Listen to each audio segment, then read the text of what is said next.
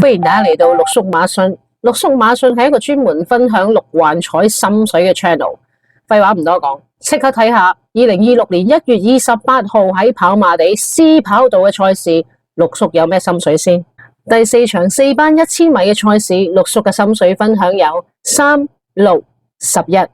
3號超強60，上一仗轉彎走3碟咧都輸得近嘅，走勢都硬淨。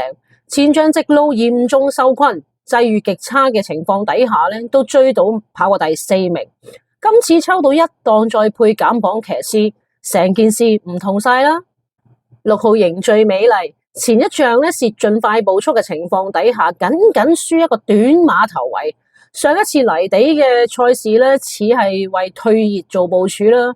騎師潘頓又唔肯放手喎，一定有警棍啊！11號枕頭之星。今季轉戰谷草1000米之後咧，表現都係10級以上嘅。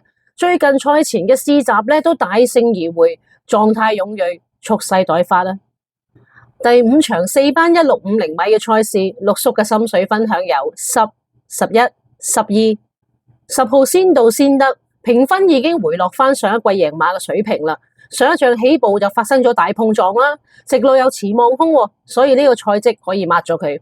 249都係一個強組嘅場次嚟嘅，應該有望好成績嘅。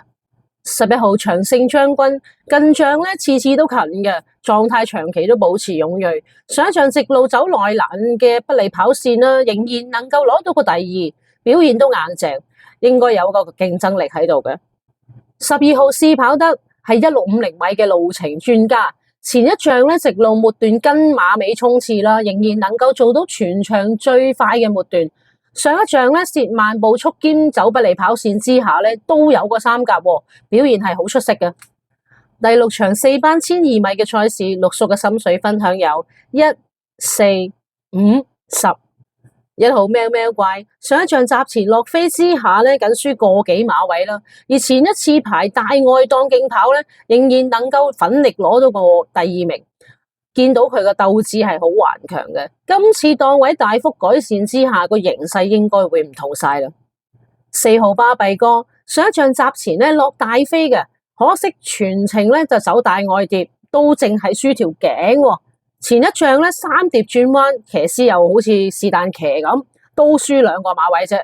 今次咧騎練合作成績咧係出色嘅，咁所以應該有功課交到啦。5號福星小子，蔡約翰呢隻新馬咧近績好嘅話咧係必須跟進嘅。近2仗全勝，氣勢如虹，原班人馬再嚟過，鬥志係毋庸置疑，力爭連捷啦。10號雷神太保，前仗直路最後200米咧係嚴重受困嘅，即係等於冇跑過。咁轉倉之後咧，每次都有啲飛數去支持嘅，證明呢隻馬都係備受重視啦。咁身為布文嘅私家馬，應該會盡快求交代啦。第7場3班嘅1200米賽事，陸叔嘅心水分享有5、6。5號幸運星球，上一仗咧蝕盡超快步速之下咧，仍然能夠彈甩贏馬，表現突出。上一季大勝之後咧，亦都曾經連場都贏嘅。咁現時咧，狀態又夠勇啦，路程又啱啦，應該可以再下一城。6號精彩進帳，今季咧2戰係贏晒嘅，人馬係合拍嘅。前仗咧又慢閘，而且直路咧騎師都冇盡全力啦，咁所以呢一個敗績咧就唔作準嘅。今次咧只要順利出閘的話，勝券在握啦。第8場3班1800米嘅賽事，陸叔嘅心水分享有2、4、9、12。2號我做到，近2仗咧喺3班同程孭頂綁兼排外檔都輸得唔遠，表現好硬淨。今次落班角逐咧抽到一檔，仲要增程，更加啱佢發揮，配翻最佳拍檔，形勢都非常之有優勢。4號奔放，今季谷草表現好穩健嘅，從來都冇甩過前4名嘅。上一次跑同程，又喺閘前有落飛嘅情況底下，再加埋直路走內欄不利場地之下咧，仍然能夠攞到個第2。今次翻嚟同程啦，別有所圖。9號安可，前一仗咧初跑谷草，騎師喺末段咧見到大勢已去，都放軟手腳噶啦。咁上仗直路咧係全程都冇位嘅，到最後50米咧先至望空。咁呢兩次嘅敗仗咧都有啲藉口啦，咁所以咧實力都未見到顯露咗出嚟。今次咧就要拼個明白啦。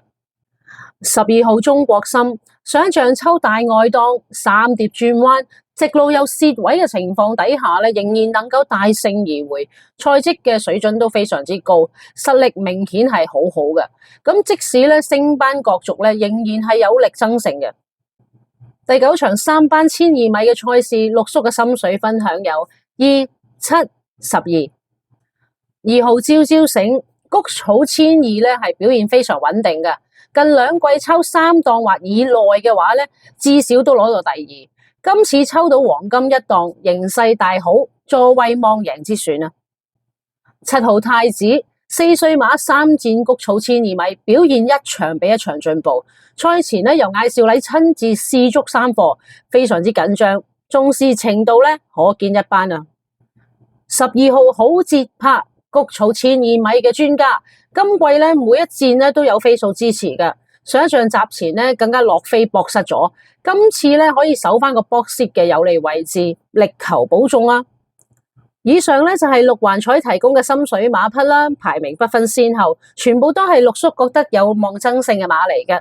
大家可以剔走一啲唔認同嘅去慳注數，亦都可以獨立買孖寶、三寶作為另外嘅投注。祝大家聽日旗開得勝，贏到開巷，加油！